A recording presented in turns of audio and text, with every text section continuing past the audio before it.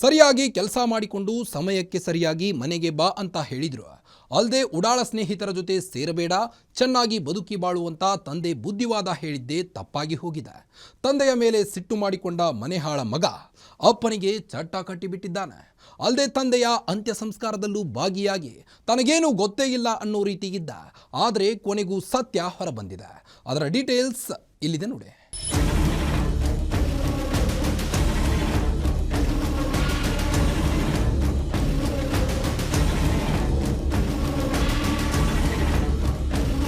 ಈ ಫೋಟೋದಲ್ಲಿರೋ ವ್ಯಕ್ತಿಯ ಹೆಸರು ಮಂಜುನಾಥ್. ಬೆಂಗಳೂರಿನ ಟಿ ದಾಸರಹಳ್ಳಿ ಭುವನೇಶ್ವರಿ ನಗರದಲ್ಲಿ ಕಾರ್ಪೆಂಟರ್ ಕೆಲಸ ಮಾಡಿಕೊಂಡಿದ್ರು. ತಮ್ಮ ಅಕ್ಕನ ಮಗಳು ರುದ್ರಮ್ಮನನ್ನ ಮದುವೆಯಾಗಿದ್ರು. ಇವರಿಗೆ ಮನೋಜ್ ಮತ್ತು ಅಭಿಷೇಕ್ ಅನ್ನೋ ಇಬ್ಬರು ಮಕ್ಕಳಿದ್ದಾರೆ. ಕಷ್ಟಪಟ್ಟು ಕೆಲಸ ಮಾಡ್ತಿದ್ದ ಮಂಜುನಾಥ್ ಬೆಂಗಳೂರಿನ 4 ಕಡೆ ಸ್ವಂತ ಮನೆಗಳನ್ನ ಹೊಂದಿದ್ರು. ಹೀಗಾಗಿ ಮಕ್ಕಳು ಎಲ್ಲೋ ಹೋಗಿ ಕೆಲಸ ಮಾಡೋದು ಬೇಡ ಅಂತ ಆಲೋಚಿಸಿದ್ರು. ಇದೇ ಕಾರಣಕ್ಕೆ ದೊಡ್ಡ ಮಗ ಮನೋಜ್ ತಮ್ಮ ಅಂಗಡಿಯಲ್ಲಿ ಕೆಲಸ ಮಾಡುವಂತೆ ಮನವೊಲಿಸಿದ್ರು. ಆತ ಕೂಡ ಈ ಅಂಗಡಿಯಲ್ಲಿ ಕೆಲಸ ಮಾಡಿಕೊಂಡಿದ್ದ.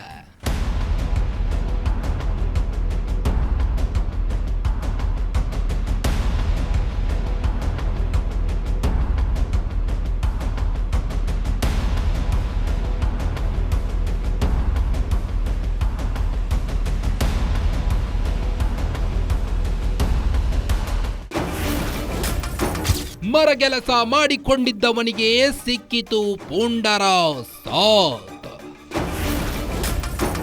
ಲಕ್ಷಗಟ್ಟಲೆ ಬಾಡಿಗೆ ಬರುತ್ತೆ, ಕೆಲಸ ಬಿಡು ಎಂದಿದ್ದ ಪುಂಡರು.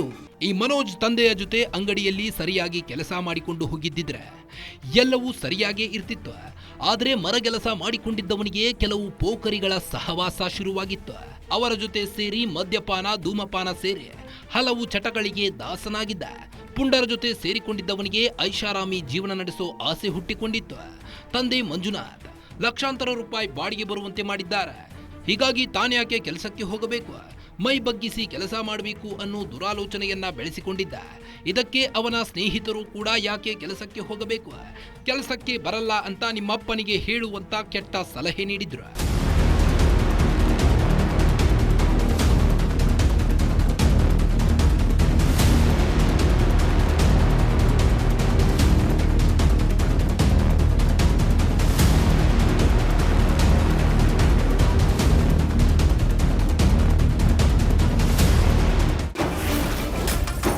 ಕೆಟ್ಟವರ ಸಹವಾಸ ಬಿಡು ಎಂದು ಕಿವಿ ಮಾತು ಹೇಳಿದ್ದ ತಂದೆ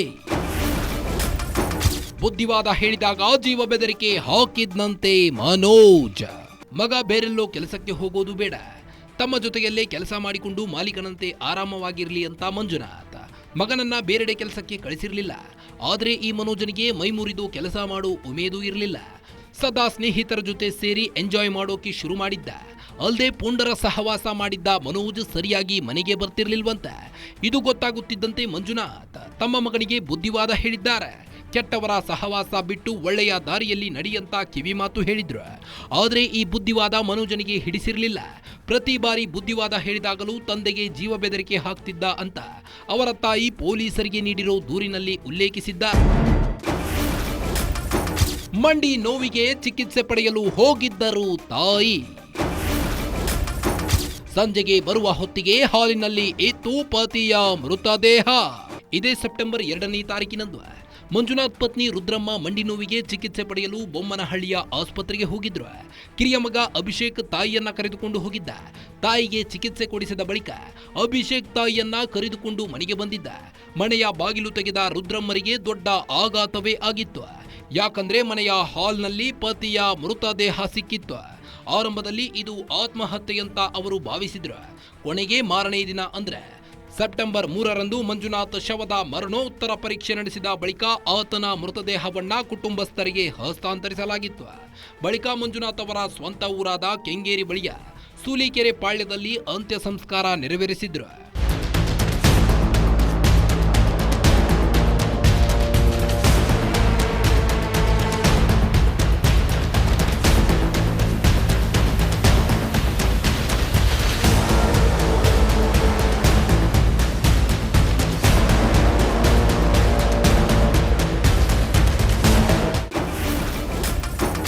ಅಪ್ಪನ ಉಸಿರು ನಿಲ್ಲಿಸಿ ಅಂತ್ಯ ಸಂಸ್ಕಾರದಲ್ಲಿ ಮಗ ಭಾಗಿ. ಬೈಕ್ ತರುತ್ತೇನೆ ಎಂದು ಹೋದ ಮನೋಜ್ ಎಸ್ಕೇಪ್. ಸೆಪ್ಟೆಂಬರ್ 3ರಂದು ಪೋಸ್ಟ್ಮಾರ್ಟಮ್ ಆದ ನಂತರ ಮಂಜುನಾಥ್ ಶವ ನೀಡಲಾಗಿತ್ತು. ಮೃತದೇಹ ಸ್ವೀಕರಿಸಿದ ಕುಟುಂಬಸ್ಥರು ಅವರ ಹುಟ್ಟೂರಲ್ಲಿ ಅಂತ್ಯ ಸಂಸ್ಕಾರ ನಡೆಸಿದ್ರು. ಈ ವೇಳೆ ಮನೋಜ್ ಕೂಡ ಅಂತ್ಯ ಸಂಸ್ಕಾರದಲ್ಲಿ ಭಾಗಿಯಾಗಿದ್ದ. ಅಪ್ಪನ ಉಸಿರು ನಿಲ್ಲಿಸಿದ ಮಗ ಮಳ್ಳನಂತೆ ಅಂತ್ಯ ಸಂಸ್ಕಾರದಲ್ಲಿ ಭಾಗಿಯಾಗಿ ಮತ್ತೆ ಭುವನೇಶ್ವರಿ ನಗರದ ಮನೆಗೆ ವಾಪಸ್ಸಾಗಿದ್ದ.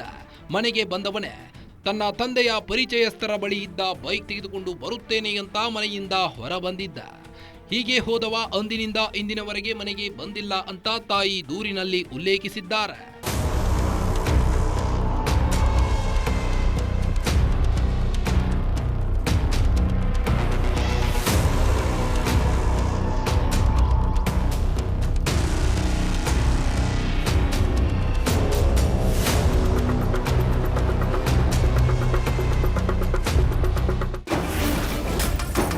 ಅಪ್ಪನನ್ನ ಕೊಂದಿದ್ದು ನಾನೇ ಎಂದು ಹೇಳಿಕೊಂಡ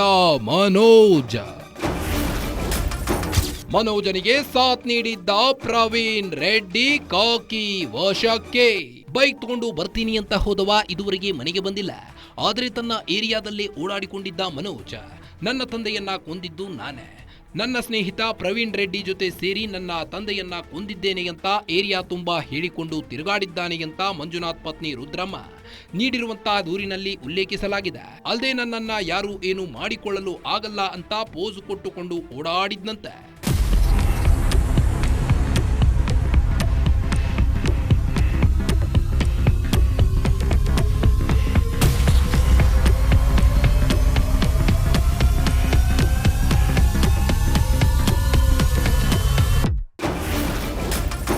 ಪೋಸ್ಟ್ಮಾರ್ಟಮ್ ರಿಪೋರ್ಟ್ನಲ್ಲಿ ಅಸಲಿಯತ್ತು ಬಯಲು. ಪೊಲೀಸರು ಬಂಧಿಸುತ್ತಾರೆ ಎಂದು ತಿಳಿದು ಮನೋಜ್ ಪರಾರಿ. ಸೆಪ್ಟೆಂಬರ್ 3ರಂದು ಮಂಜುನಾಥ್ ಮರಣೋತ್ತರ ಪರೀಕ್ಷೆ ನಡೆಸಲಾಗಿತ್ತು. ಸೆಪ್ಟೆಂಬರ್ 18ರಂದು ಅದರ ವರದಿ ಬಂದಿತ್ತು. ಈ ವರದಿಯಲ್ಲಿ ಮಂಜುನಾಥ್ರನ್ನ ಉಸಿರುಗಟ್ಟಿಸಿ ಕೊಲ್ಲಲಾಗಿದೆ ಅಂತ ಗೊತ್ತಾಗಿತ್ತು. ಯಾವಾಗ ಪೋಸ್ಟ್ಮಾರ್ಟಮ್ ರಿಪೋರ್ಟ್ ಹೊರಬಿತ್ತು, ಪೊಲೀಸರು ನನ್ನ ಹೆಡೆಮುರಿ ಕಟ್ತಾರೆ ಅಂತ ತಿಳಿದ ಮಗ ಮನೋಜ್ ಎಸ್ಕೇಪ್ ಆಗಿದ್ದಾನೆ. ಆದರೆ ಕೊಲೆ ಮಾಡಲು ಅವನಿಗೆ ಸಾಥ್ ನೀಡಿದ್ದ ಅವನ ಸ್ನೇಹಿತ ಪ್ರವೀಣ್ ರೆಡ್ಡಿಯನ್ನ ಪೊಲೀಸರು ಲಾಕ್ ಮಾಡಿ ವಿಚಾರಣೆ ನಡೆಸುತ್ತಿದ್ದಾರೆ. ತಂದೆಯ ಬುದ್ಧಿವಾದವನ್ನೇ ಸಹಿಸದ ಮಗ ತನ್ನ ಹುಟ್ಟಿಸಿದ ಮಗನೇ ತಂದೆಯನ್ನು ಕೊಂದಿರುವಂಥ ಒಂದು ಘಟನೆ ಇಡೀ ದಾಸರಳ್ಳಿಯನ್ನು ಬೆಚ್ಚಿ ಬೀಳಿಸುವಂತೆ ನಡೆದಿದೆ. ಬಗಲಗುಂಟೆ ಪೊಲೀಸ್ ಠಾಣೆ ವ್ಯಾಪ್ತಿಯಲ್ಲಿ ಸೆಪ್ಟೆಂಬರ್ 3ರಂದು ನಡೆದ ಈ ಘಟನೆಯಲ್ಲಿ 55 ವರ್ಷದ ತಂದೆ ಮಂಜು ಕೊಲೆಯಾಗಿರೋಂಥದ್ದು. ಈ ಒಂದು ಕೊಲೆಯ ರಹಸ್ಯ ಪೋಸ್ಟ್ಮಾರ್ಟಮ್ ವರದಿಯ ನಂತರ ಪೊಲೀಸರು ದೃಢಪಡಿಸಿದ್ದಾರೆ. ಅವತ್ತು ಮಂಜು ಅವರ ಶವ ಸೋಫಾದ ಮೇಲೆ ಪತ್ತೆಯಾಗಿತ್ತು. ಮೊದಲು ಈ ಘಟನೆಯನ್ನು ಆತ್ಮಹತ್ಯೆ ಅಂತ ನಂಬಲಾಗಿತ್ತು. ಆದರೆ ಪೊಲೀಸರ ತನಿಖೆಯಲ್ಲಿ ಮಗ ಮನೋಜ್ ಮತ್ತು ಆತನ ಸ್ನೇಹಿತ ಪ್ರವೀಣ್ ರೆಡ್ಡಿಯ ಕೃತ್ಯ ಬಹಿರಂಗಗೊಂಡಿರುವಂಥದ್ದು. ಕುಡಿಯಲು ಹಣ ಕೊಟ್ಟಿಲ್ಲ ಅಂತ ಮತ್ತೆ ತಂದೆ ಮಗನನ್ನು ಕೆಲಸಕ್ಕೆ ಸೇರು ಅಂತ ಒತ್ತಡ ಏರ್ತಿದ್ದಾರೆ ಅಂತ ತನ್ನ ಅಪ್ಪನನ್ನೇ ಮಗ ಕೊಂದು ಮುಗಿಸಿದ್ದಾನೆ. ನಿಜಕ್ಕೂ ಈ ದಾರುಣ ಘಟನೆ ಬೆಚ್ಚಿ ಬೀಳಿಸಿರುವಂಥದ್ದು. ಸದ್ಯ ಏನು ಕೊಲೆಯಲ್ಲಿ ಭಾಗಿಯಾದಂಥ ಪ್ರವೀಣ್ ರೆಡ್ಡಿಯನ್ನು ಪೊಲೀಸರು ಈಗ ಕಸ್ಟಡಿಗೆ ತೆಗೆದುಕೊಂಡಿದ್ದಾರೆ. ಸದ್ಯ ಆರೋಪಿಯಾದ ಮಗ ಮನೋಜ್ ಪರಾರಿಯಾಗಿದ್ದಾನೆ. ಈತನ ಪತ್ತೆ ಹಚ್ಚಲು ಬಗಲಗುಂಟೆ ಪೊಲೀಸರು ಮುಂದಾಗಿರುವಂಥದ್ದು. ಇಂತಹ ಒಂದು ಹೃದಯ ವಿದ್ರಾವಕ ಘಟನೆ ಹಿಂದೆ ದುಶ್ಚಟದ ಲೈಫ್ ಮತ್ತು ನೈತಿಕ ಮೌಲ್ಯಗಳ ಸ್ಥಿತಿಯೇ ಕಾರಣ ಅಂತ ಹೇಳಲಾಗ್ತಾ ಇದೆ. ಮೂರ್ತಿ, ಗ್ಯಾರಂಟಿ ನ್ಯೂಸ್, ನೆಲಮಂಗಲ.